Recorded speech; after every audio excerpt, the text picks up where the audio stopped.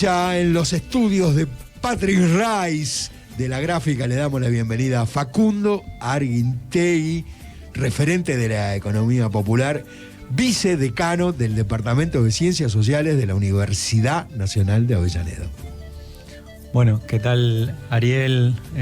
Buenas tardes a toda la audiencia. Un placer enorme estar en este tan lindo estudio de radiográfica. Y bueno, así, para tirarnos a la pileta, directamente, tengo acá, nos han hecho llegar la gente de Sur Capitalino, un nuevo número, y en la tapa, qué pregunta, ¿no? ¿Qué pasó en las PASO? ¿Qué pasó en las PASO?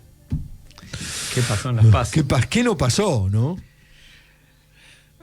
Muchas cosas pasaron. Quizás hay algunas que nos sorprendieron y otras que no tanto, ¿no? Algunos, creo que varios, veníamos percibiendo cierto estado de ánimo que no es nuevo, que no es de las últimas semanas, pero que se ha agudizado por ahí en el último tiempo, de disconformidad con el gobierno, con la vida cotidiana que uno lleva, con el aumento de los precios, con que la plata no alcanza, con que la vida se hace todos los días un poquito más complicada, no para todos por igual, sino para algunos sectores se les viene complicando más que otros, ¿no? Los trabajadores precarizados, los trabajadores de la economía popular, los trabajadores de los convenios de menores ingresos, la vida se viene complicando y obviamente que eso genera un malestar importante que además y que tiene su correlato en las elecciones, que iba a tener su correlato en las elecciones. Eso a mí me parece que no me sorprendió tanto, quizás sí sorprendió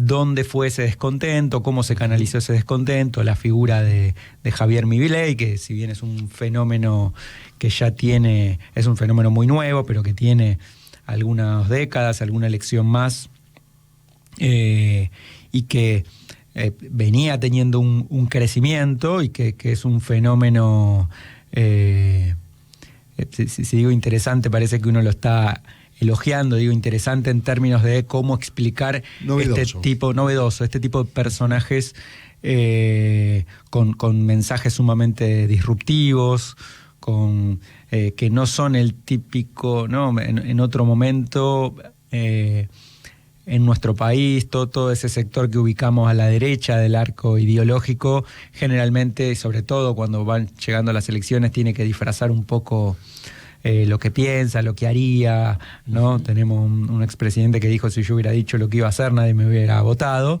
Bueno, esto no pasa con un Milei, que parece más radicalizado en su postura de liberalismo, incluso una persona que plantea recortes muy fuertes sobre áreas muy sensibles y que afectan a gran parte de la población, y lo dice con esas formas, con ese desparpajo. Ha obtenido un porcentaje quizás sí más elevado de lo que varios, sobre todo un par de semanas antes, algunos dicen los encuestadores tenían ahí las encuestas en los días anteriores que le estaba dando un número muy alto, pero una semana antes, 2 semanas antes, nadie esperaba semejante caudal de votos que canalizó la Libertad Avanza, ¿no? Uh-huh. No hay ninguna duda que hay que distinguir, ¿no? Los modos de enunciar, de cómo discursea, de cómo se posiciona, de lo que pretende, de los intereses de la cúpula de, por decirlo de alguna manera, de quienes encabezan la Libertad Avanza, Javier Milei en primer lugar, de los votantes, y no solamente de los votantes de ese espacio libertario, de ese espacio de ultracapitalismo neoliberalizado, sino de ver el componente popular ahí, ¿no? Es decir, que el voto como todo fenómeno, como todos estos fenómenos electorales, son diversos, multifacéticos, heterogéneos, pero ha discernimos ahí que hay un fuerte componente popular, que hay un sector popular que venía apoyando política, electoralmente al peronismo, y dejó de hacerlo y giró, ¿no? Y está ahí. Pero no me contestes todavía. Vamos, si les parece, vamos a una tanda y continuamos aquí en Panorama Federal en la 89.3. Pone la gráfica. Nuestro sonido. Tu sonido. ¿Te perdiste tu programa favorito? Entrá a radiocut.fm y escucha el programa que quieras, cuando quieras. radiocut.fm. La radio que te gusta, a la hora que quieras. Frente Telefónico, la agrupación de los trabajadores y trabajadoras de las telecomunicaciones de FOETRA, Sindicato Buenos Aires, Unidad para la Defensa de los Intereses de los Telefónicos y por el Proyecto Nacional y Popular. Sindicato de Ladrilleros. Desde cada rincón de nuestra patria seguimos profundizando el camino que elegimos, con la participación y el protagonismo de la familia ladrillera. Sindicato de Ladrilleros. Luis Cáceres, conducción. Excelencia en la protección de nuestros trabajadores. OSEG, Obra Social de Seguros. Tenemos futuro. Telam Digital. Información en tiempo real. En telam.com.ar y en nuestras redes.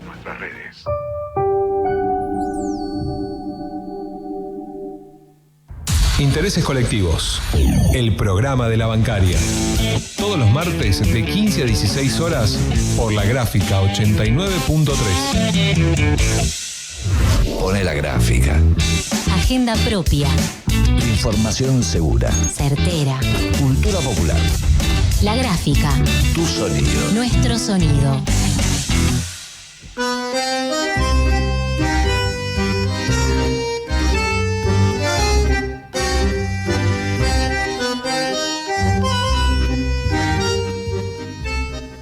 Dos y 34 de la tarde, como se va el programa. Está Guido Testa en los controles, mi nombre es Ariel Weyman. Estamos aquí en el Panorama Federal Nueva Época. Conversando con Facundo Arguintegui, habíamos dejado ahí medio calentita la cosa, ¿no? Sobre esta necesidad, creo yo, ¿no?, de poder, en el análisis, de poder distinguir entre lo que es el votante popular y sobre todo el votante que había sido hasta el día de ayer votante del peronismo, ¿no?, en todas sus vertientes, y ahora le ha dado el apoyo, por lo menos en las PASO, a Javier Milei, ¿no? Sí, ahí fuera del aire charlábamos respecto de... Hay algo que a mí me parecía que no es del todo una novedad, sino que viene siendo una tendencia en nuestro país. Claramente la derecha viene interpelando no solo el voto de las clases medias acomodadas, de las clases, los percentiles más altos, sino también que viene hace tiempo construyendo una interpelación y cierta trama incluso en los barrios populares. Digamos, en nuestros barrios vemos también la mesita con otros vecinos de Juntos por el Cambio y demás.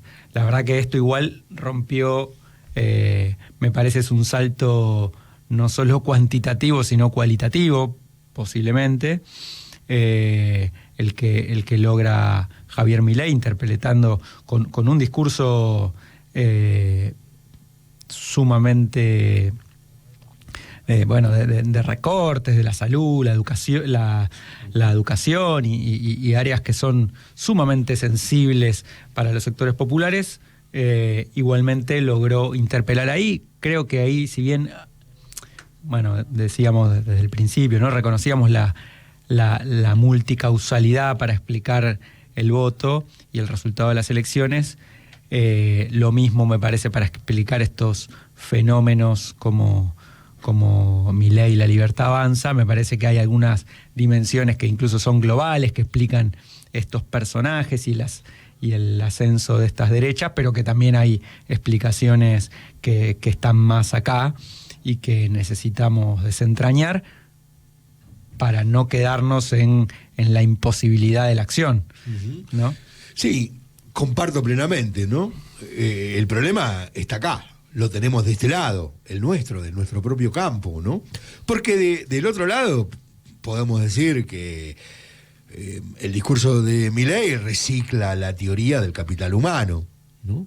Es una teoría que pudimos conocer desde hace varias décadas y que hay autores que la han sistematizado y la han explicado. No digo que sean los dueños de la verdad, ni muchísimo menos, pero que la han explicado de maravillas. Y uno de ellos es Foucault, que explica de maravilla en qué consiste la teoría del capital humano. Bueno, muy bien, el laburante ya no son más una fuerza. ¿Qué es un trabajador? Es fuerza de trabajo, es decir, es esa capacidad abstracta que tenés de laburar toda la vida, desde que tenés 13 años, ¿no? Aunque la ley diga de 16, hasta que te den las fuerzas o hasta que te jubiles. Esa capacidad de fuerza de trabajo, ¿qué dice la teoría del capital humano? De ninguna manera. De ninguna manera tu cuerpo es fuerza de trabajo. ¿Qué es tu cuerpo? Un capital que produce rentas. Y como es un capital que produce rentas, lo que hay que hacer es inversiones sobre el cuerpo. Hay que invertir en salud, ¿no? Tenés que tener una buena prepaga, tenés que hacer los deportes, ¿no? y seleccionar bien los modos de comida, porque hay que extender la rentabilidad, la capacidad rentística que tiene el cuerpo. Entonces, así pensado, el trabajador o la trabajadora ya no es fuerza de trabajo, sino un empresario o una empresaria de sí mismo. Esto es viejo. Lo que no es tan viejo, y que me parece que vos estás tirando ahí, empujando, es las debilidades o las imposibilidades que ha tenido el peronismo de darle respuesta a los problemas que plantean las clases populares, a los problemas de la injusticia, a los problemas de garantizar la reproducción de la vida de las clases populares, ¿no? Y que eso me parece a mí que en buena parte está explicando. No veo, por lo menos, no veo ninguna inclinación de fascismo, de neofascismo, ni de... Eso es otra cosa. Acá me parece que estamos ante un fenómeno distinto que se explica por nuestras propias insuficiencias antes que por las virtudes del adversario o del enemigo, no sé. Sí, quizás si hacemos ahí un balance de estos últimos años, en el medio va a estar la pandemia, donde creo que una de las cuestiones que se expresó con mucha contundencia es esta crisis. A veces hablamos, ¿no?, de crisis civilizatoria como una crisis integral que atañe a muchas dimensiones de la vida. Lo podríamos pensar en el marco de la pandemia además como una crisis de reproducción, ¿no? Como una crisis de reproducción de la vida. Ahí se expuso con total crueldad.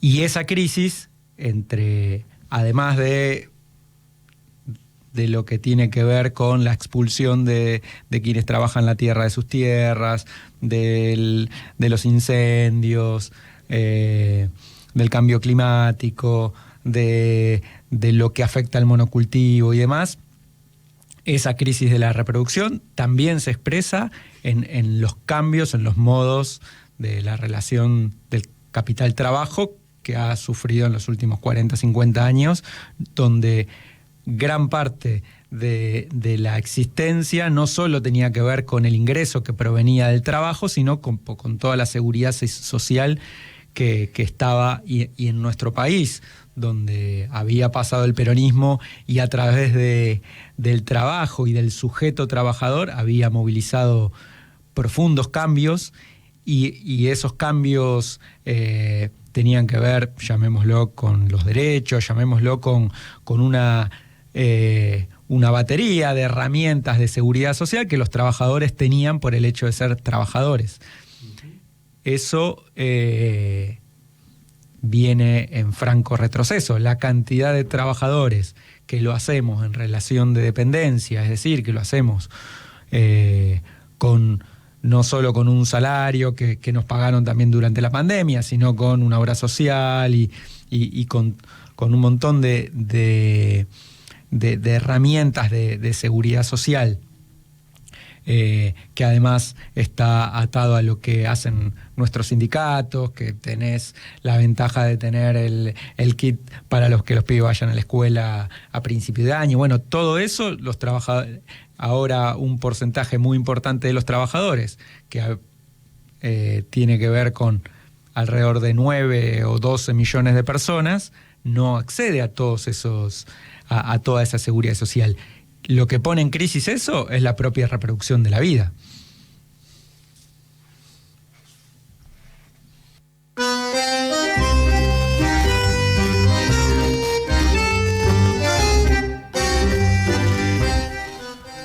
Y esto que estás puntualizando se convalida con los anuncios de los últimos, ¿no? Los que ha hecho el candidato presidencial, ministro de Economía Sergio Massa, también con distintos ministras en este caso, la de Desarrollo Social, la de Trabajo. ¿Podemos escuchar un poquito a Victoria Tolosa Paz haciendo los anuncios relacionados con la tarjeta alimentar y con el potenciar trabajo? Escuchamos. Con respecto a la cobertura de nuestro programa alimentario, como ustedes saben, tarjeta alimentar, una de las medidas más importantes que venimos justamente a dar la noticia de que tiene un refuerzo por única mes, que se va a pagar en 2 cuotas mensuales, un refuerzo para cada una de las familias según la cantidad de chicos y chicas que viven en los hogares con mamás, que son las que perciben mayoritariamente el refuerzo de la tarjeta alimentar. Un refuerzo de 10.000 pesos para quienes tienen un hijo o hija, un refuerzo de 17.000 pesos para quienes tienen 2 hijos y un refuerzo de 23.000 pesos para quienes tienen más de 3 hijos. Este refuerzo se va a pagar a partir del mes de septiembre y de octubre.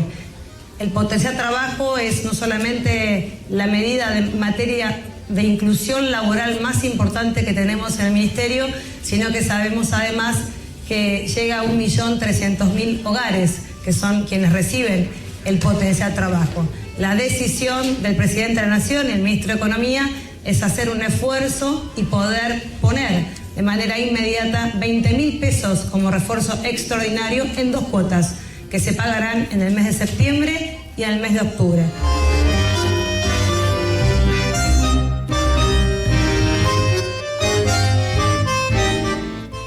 En realidad no quería profundizar en el análisis, lo podríamos hacer, otros programas de la radio lo han hecho, ¿no?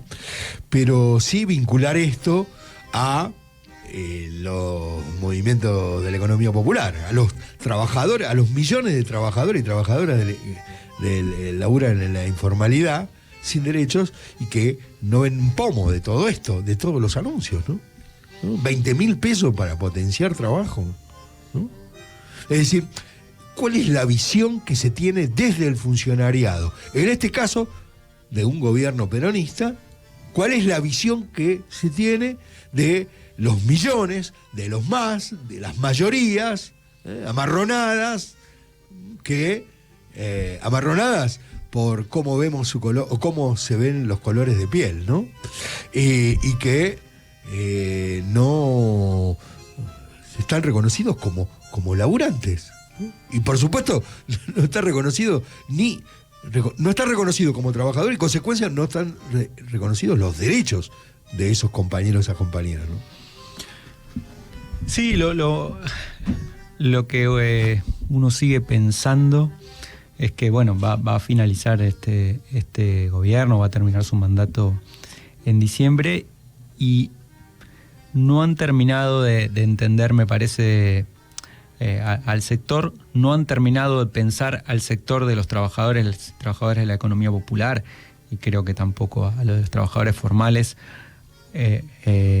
organizados como aliados en en la resolución de los problemas.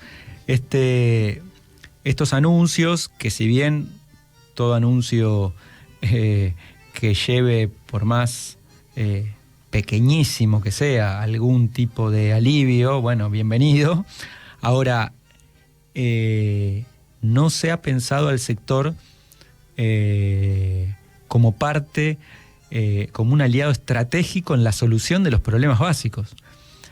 Te contaba, Ari, fuera del aire, ayer habíamos estado con la universidad trabajando en un proyecto que tenemos con una cooperativa de pescadores en Pipinas,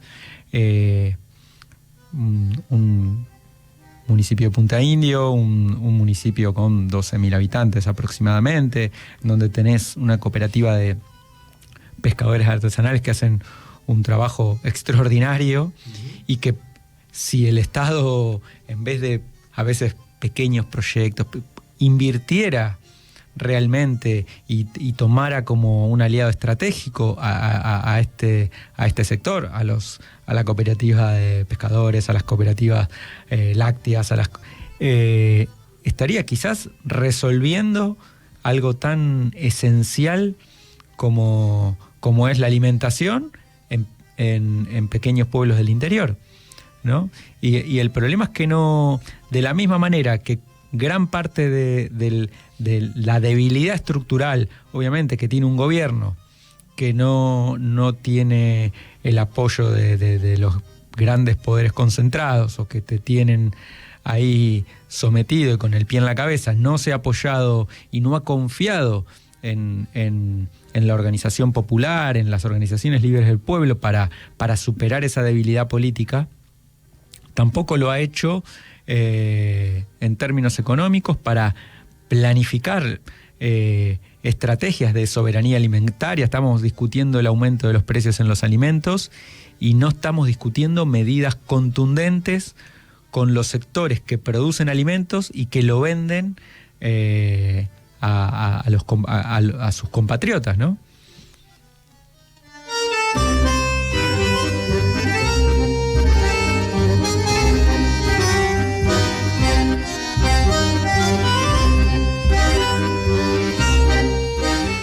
Y uno a veces piensa, ¿no? Y conversamos entre nosotros, ¿no? Con los amigos, con las amigas, y decimos, ¿y por qué comemos fruta y verdura? Gracias a la agricultura familiar, no hay ninguna duda de eso, ¿no? Si podemos acceder hoy a la fruta y a la verdura es justamente por los agricultores y las agricultoras familiares. Y pensaba esto, ¿no? En los anuncios de ayer, ¿no? Hay algo que, lo que pensaba es una contradicción, ¿no? Y que tenemos que evitar esta contradicción. Pensaba en los anuncios y la ministra de Desarrollo Social, que es una compañera avesada en las tareas, una militante política, conoce Buenos Aires, ella es de la región de La Plata, capital de la provincia de Buenos Aires, hablaba de los aumentos del potencial de trabajo como un puente para el empleo, presuponiendo que los beneficiarios y beneficiarias del potencial de trabajo no trabajan. No, están produciendo guardapolvos, casas, agricultura familiar, ¿no? Y la contradicción está en que solamente la condición de posibilidad para que la satisfacción de los derechos a la mayoría de los laburantes de este país está al interior de Unión por la Patria, contradictoriamente, ¿no? Y no en las otras opciones como Juntos por el Cambio o Javier Milei, ¿no? No, sin duda, quizás hay ahora en pleno proceso electoral y semanas preelectorales, lo que van a ser las elecciones de octubre. Por supuesto que no nos vamos a, como parte de la clase trabajadora, de los sectores populares, no nos vamos a pegar ningún tiro en el pie y vamos a sostener y afirmar y decir a viva voz que nuestra única alternativa hoy es votar por Unión por la Patria. Creo que eso está está clarísimo. Lo que sí me parece que hoy, más que nunca, tanto en lo que tiene que ver con cómo revertir, si se quiere, el resultado de agosto, como dónde depositar la esperanza para lo que viene, me parece que la esperanza tiene que estar depositada en el pueblo organizado. Me parece que está muy... el debate hoy es, ¿estas medidas son suficientes, son necesarias, alcanzan, no alcanzan? Bueno, la verdad que no sé. Y no, me parece que no es muy sensato reposar toda la esperanza ahí. Me parece que hay que se ha politizado la cotidianidad de todos nosotros, se ha politizado nuestros trabajos, se ha politizado el bar, el club, ¿no? Esto que trajo este fenómeno de este personaje, Javier Milei, ha traído discusión, y lo que fueron los resultados de las PASO trajo una politización. Bueno, me parece que tenemos la posibilidad de subirnos a esas discusiones, de participar de esos debates en el ámbito que uno trabaja, que uno se mueve. En la universidad se han hecho, se ha convocado a reuniones en el buffet, en los espacios públicos, y la gente quiere discutir, y me parece que así como fue en el 2015, cuando después en el balotaje hubo una efervescencia militante y una campaña muy, muy por debajo, mientras que otros que quizás también lo habían elegido lo dejaron después medio solo. Me parece que acá hay que la esperanza de la posibilidad de dar vuelta a esta elección y que no ganen los más malos de los malos, está puesta en esa posibilidad de efervescencia popular, de amalgamar ahí distintas miradas, que no todas son obviamente positivas respecto al desempeño del gobierno del Frente de Todos, pero que afirmamos y recontraafirmamos que no nos vamos a pegar un tiro en el pie y que no son opción para los trabajadores y para las clases populares, ni Juntos por el Cambio, ni La Libertad Avanza.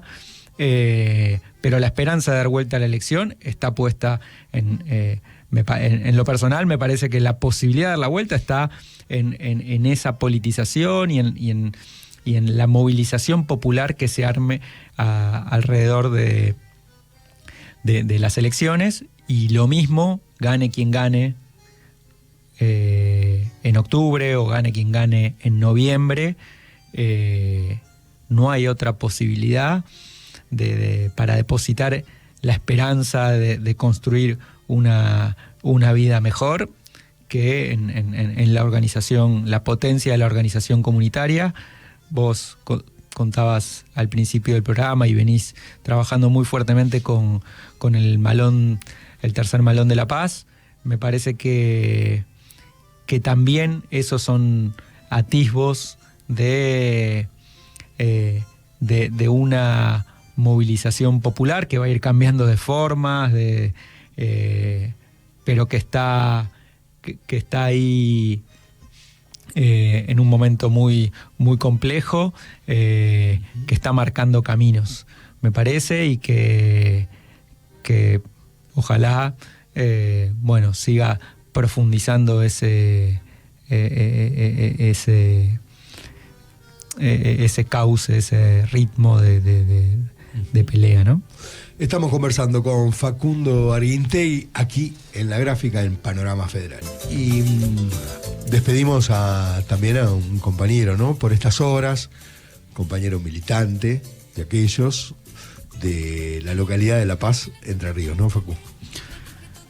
Sí, bueno, hoy amanecimos con la muy triste noticia del fallecimiento de Juan Carlos Sánchez, el negro, militante de La Paz, Entre Ríos, con una, inmensa y muy profunda experiencia militante a lo largo de toda su vida, parte de las comunidades eclesiásticas de base que en los 80 en Solano realizó esas históricas tomas de tierras. Un compañero que fundó el barrio Papa Francisco en La Paz, Entre Ríos, Bueno, hemos tenido ahí la oportunidad, además, incluso con la universidad, hacer algunas actividades con él, escucharlo en varias oportunidades. Venía ahí luchando con una enfermedad y bueno, físicamente se despide.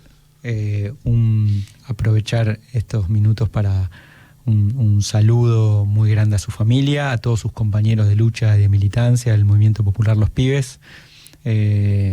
Una pérdida de esos irreparables, ¿no? Por lo imprescindible, pero también esos tipos que dejan un enorme legado y un surco ahí por donde seguir caminando, ¿no?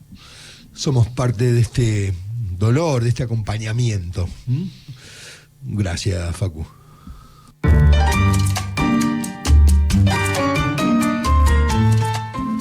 Y también gracias por estar aquí y acompañarnos esta tarde en el panorama. No sé si te queda algo por decir, seguramente sí, ¿no? No, bueno, un placer, agradecer la invitación. Es una alegría enorme estar en esta radio, estar en este programa que hablábamos cuando era a las 7 de la mañana, así que también de tardecita es muy lindo también. Y bueno, también en estos medios y descansa parte de la esperanza de nuestro pueblo, ¿no? Justamente un medio popular construido por los trabajadores y sostenido por los trabajadores, donde la realidad es mirada a través de nuestros anteojos.